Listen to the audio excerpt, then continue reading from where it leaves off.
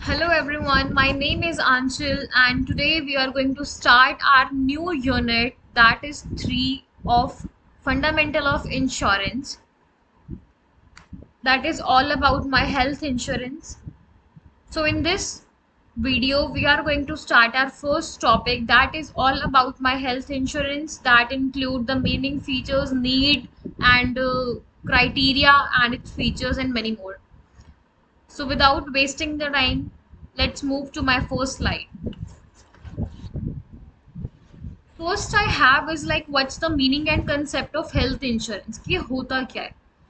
Health insurance क्या होता है? ये मेरा एक टाइप ऑफ इंश्योरेंस होता है जो क्या कवर करता है, मेरे मेडिकल एक्सपेंस को कवर करता है जो कब अराइज होते हैं जब भी कोई इंसान बीमार पड़ता है. ठीक है, ये जो एक्सपेंसेस होते हैं ये किससे रिलेटेड होते हैं?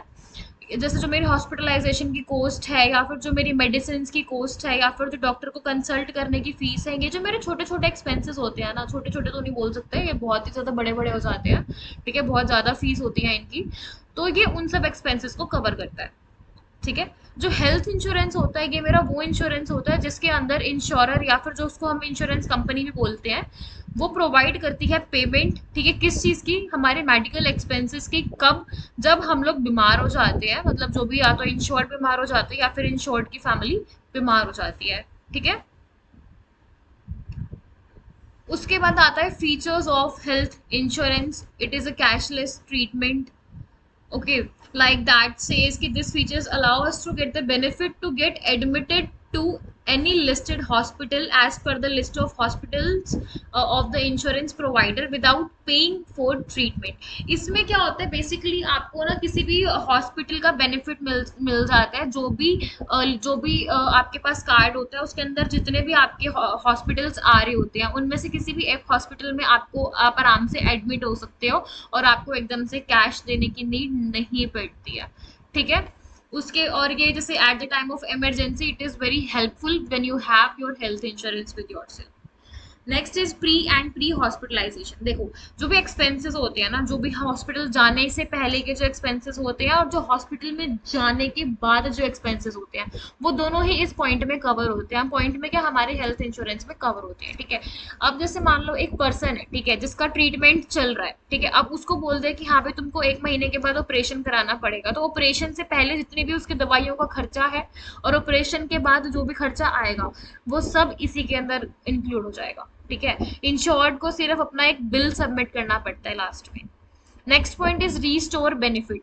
अब इसमें हम एग्जांपल लेते हैं इस पॉइंट को समझने के लिए. मान लो सम एश्योर्ड तो हो गया मेरा 3 लाख का, कि आपको 3 लाख रुपए मिलेंगे, पर आपका बिल जो है वो 5 लाख का आ रहा है. तो कंपनी आपसे पूछती है कि आपके पास कोई एडिशनल हेल्थ बेनिफिट है.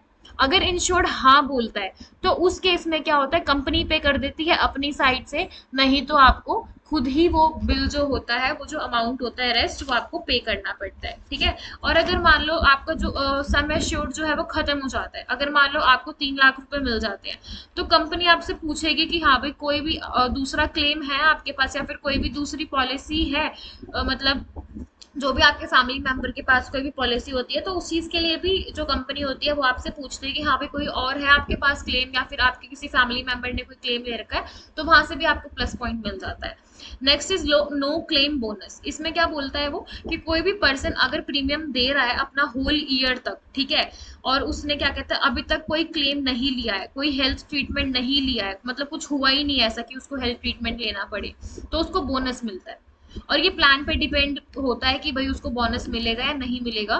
बोनस का जो अमाउंट रिसीव होता है वो मुझे 5 से लेकर 20% तक का रिसीव होता है, जो भी मेरा सम एश्योर्ड होता है उसका. लाइक सम एश्योर्ड का 5 से 20% हमारा एज अ बोनस हमें रिसीव हो जाता है अगर आपने कोई भी हेल्थ ट्रीटमेंट नहीं लिया है.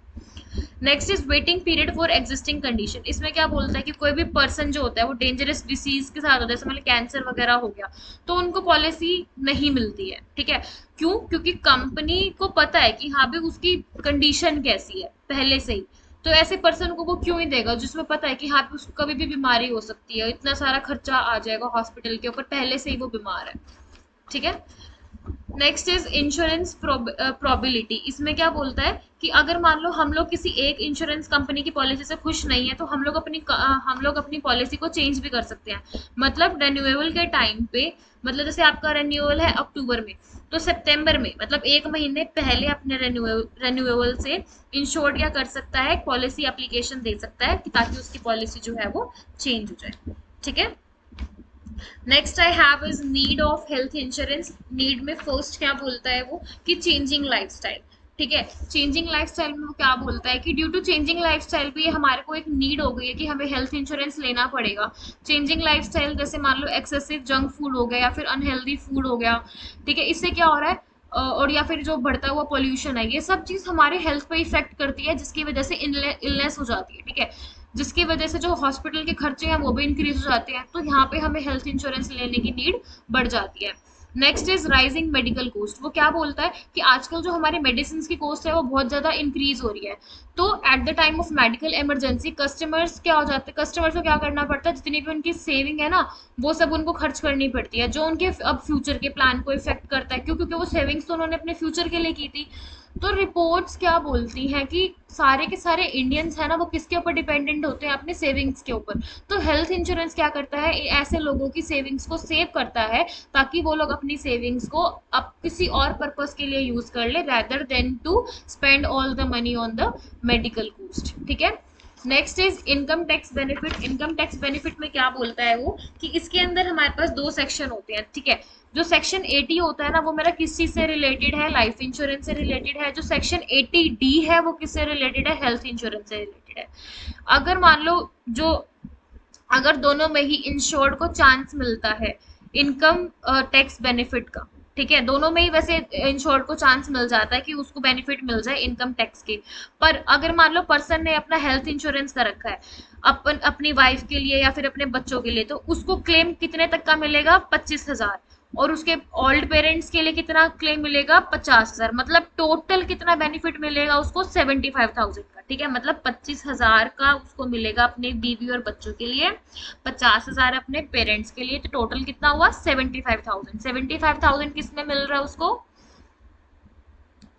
इसमें हेल्थ इंश्योरेंस में। ठीक है। पर अब उसको देखो, अब उसके बाद क्या होगा, अब जैसे मान लो उसको टैक्स पे करना है। ठीक है।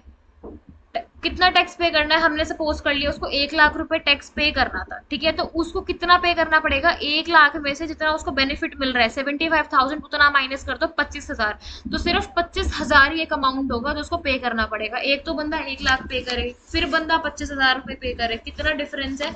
तो यहाँ पे भी नीड हो जाती है कि हाँ भाई आपको हेल्थ इंश्योरेंस लेना चाहिए।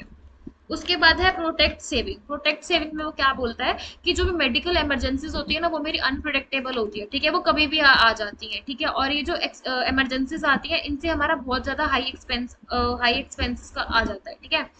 तो वो बोलता है कि इन केस ऑफ पीपल जो भी अपनी सेविंग्स की तरफ मूव करते, तो ऐसे केसेस में ऑब्वियस है आप सभी अपनी सेविंग्स की तरफ मूव करोगे। तो अगर लोगों ने इंश्योरेंस ले रखा है, ठीक है, तो जो मनी होती है वो कौन पे करता है, कंपनी, और जो सेविंग होती है वो उन्हीं के पास रह जाती है। Next is coverage of pre and post hospitalisation expenses. Health insurance दोनों ही कवर करता है, हमारे प्री एंड हॉस्पिटलाइजेशन एक्सपेंस। जैसे मैंने अभी लास्ट एग्जांपल दिया था, अगर मान लो ऑपरेशन है तो ऑपरेशन से पहले जो दवाइयों का खर्चा है वो, फिर ऑपरेशन होने के बाद जितना भी एक्सपेंस होगा वो सब इसमें हमारा इंक्लूड हो जाता है। ठीक है।